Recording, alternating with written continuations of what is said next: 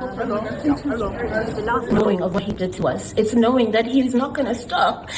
He's going to continue doing this to other women and other girls. And that's what we wanted to stop. That's what we wanted to prevent. To say it ends with us and it's not going to go any further. But he's not going to stop. It's in his nature. And I feel that this is kind of enabling to him. I think things may only get worse from here. Definitely going to be more pointless. And believe that this is an act of God. And it's not. I think we're all familiar with the fact that evil prevails in this world. And it's really unfortunate. Angazi ukuthi umthetho wase South Africa uyoqhubeka nokusifeyila kanje si ngabahlali basemzansi kuze kube yinini. Yazi kade ngiloke ngilandela le case yalo baba lo wase Nigeria. Umvangelikazi owadlala ngezingane la emhlanga. Eloke ezithulisa izingane esontweni lakhe nje lo baba kodwa noma kuculwa nje kudlaliswa isinqa nje kuyajiva nje kudlalisa isinqa kufequzisa isinqa kuna hey angiyazi ke lento ngangazi noma istyle sokukhonza sase Nigeria.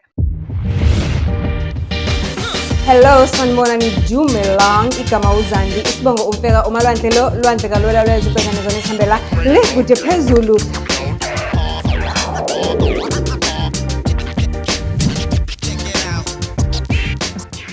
Do join. Angeles Timothy Omotoso is about to leave South Africa. He is at OR Tambo International Airport and is heading to his home country, Nigeria.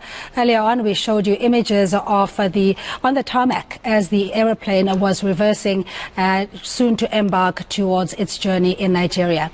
Home Affairs says he will not be welcomed back in South Africa. The department declared Omotoso as a prohibited person, and he was illegal in the Republic. On his departure, he was then declared an undesirable person. The combination of both means that he's not going to be allowed to return to the country for a period of 5 years. We are making sure that he understands what is it that the department is communicating to him. We have explained to him that he is a prohibited person, and that means that he would not be allowed to return to the country for a period of 5 years. Kuye kuthiwe le genge yokufika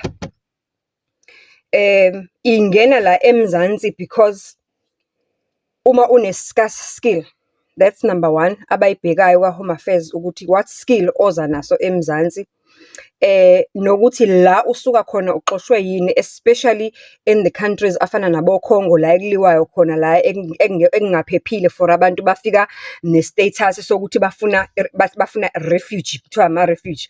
So yonke lenqwaba enye efikayo igcwale la Omotoso obushiri obani bafike bakhanda amasonto la is having a church a scarce skill.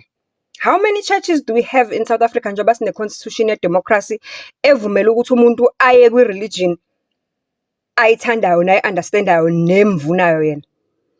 How come labafundisi bangaphandle bafike bagcwale la bakhanda amasonto in every street corner, in every city there is a church?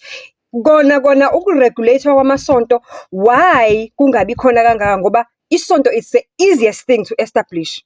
Nanombana ngalala avuke kusena hamba omisi itende enza isonto engenamba phephe engenalutho, let alone ke laba abaregistered as ama NPOs. Why sisavumela abantu abafana no Omotoso ukuthi bazogcwala eSouth Africa bahlukumeza izingane zethu? On top of that le ndoda le iwawina amacala phezulu kobufakazi obungaka, phezulu kwezingane eziningi kangaka ezilimele. Ngiloke ngiyasilandela le story, ngiyasilandela ngiyasiziba kodwa ngendlela esing yazini. And then finally la esithi khona hayi benzeke ubulungiswa, ngoba niyakhumbula ukuthi uphumile ejele, makaqeda ukuphuma ejele wazama ukwenza revival enkulukazi bambhlokha ke ukuthi akangayenzi. Okay fine, wangayenzi waqhubeka wahlala. Umbuzo wami bosolo kumile ukuthi lo muntu uhlaliselwe yini la eSouth Africa? Why kuthuthwe ngisho igundwane lakhe lo muntu, ngisho ispirit esithi yena aphuma hambe? Kwangazi ukuthi ubulungisa yenkosi yami biyenzeka somehow after ingane yabantu seyikhale kangaka uCheryl. Oh, that brave, young, beautiful woman. Shame. After sekhalile ku-Cheryl, wafakaza kanjani. Since 2018. Okay, fine-ke. Sekwenze ubulungiswa-ke manje. Today, this weekend, we hear the news ukuthi Home Affairs has finally done the right thing ukuthi bamxoshe South Africa. Now here is the blunder. For only 5 years. Tshela mina njengoba u5 years unyaka uhamba fast kangaka. Yini u5 years? Okusho ukuthi kahle kahle bathi wena hamba nje for 5 years. After 5 years siyakubuyisa. And mangibona lapha endabeni uhamba yedwa. Uphi umfazi wakhe? Baphina labafazi betekezela isizinqe ezinkulu lapha bejomba bemsupporta phambi kwenkantolo. Ngoba futhi abafazi bosha. Unikele ngengane yomunye umfazi.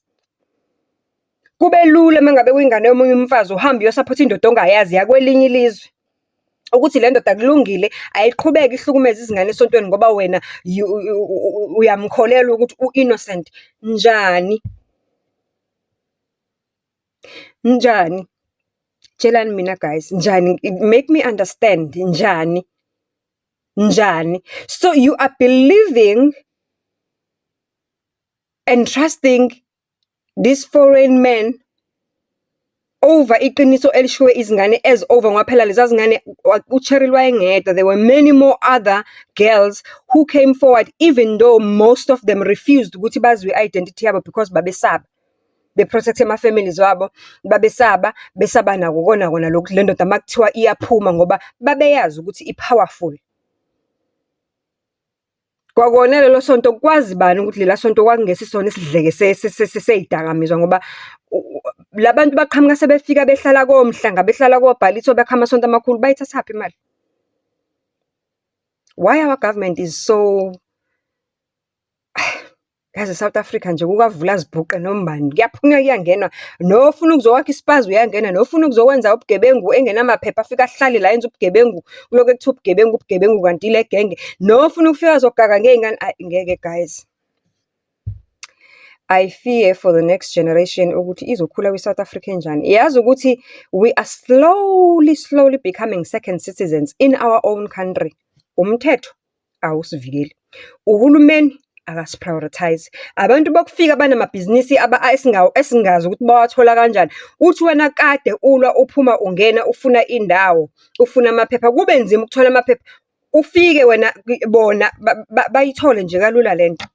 Njani? Ubani lo vumayo? Why kulula kangaka kubona? Yena lo vumayo utholani? Yo. Yeah guys. Kunzima eSouth Africa. Hayi kunzima ngempela. Abazukulu ngabazukulwana bethu bohlala kulelizwe. Baphenduke izifiki ezweni labo. Kusobala ukuthi okulandelayo abantu bokufika bongena eParliament bavotela upresident wabo ozobamela eParliament ngoba ngendlela sebevunyelwe ngayo ukuthi bachachazeni our country. It's scary. It's really scary. Before I get too emotional ngepolitiki kuze kweqe. Hayi. Angiyibambela